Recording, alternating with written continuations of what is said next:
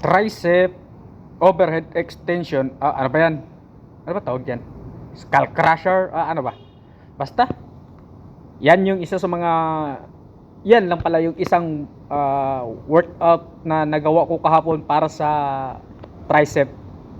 Yun na nga, ayoko na magbigay ng kung ano-ano pang info dito kasi sobra-sobra na yung informasyon dito sa social media.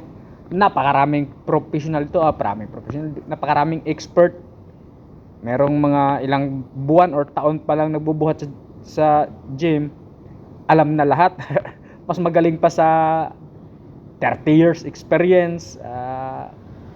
Sa madaling sabi, mas magaling pa sa mga legend na bodybuilders. Kaya wag na, kayo na lang.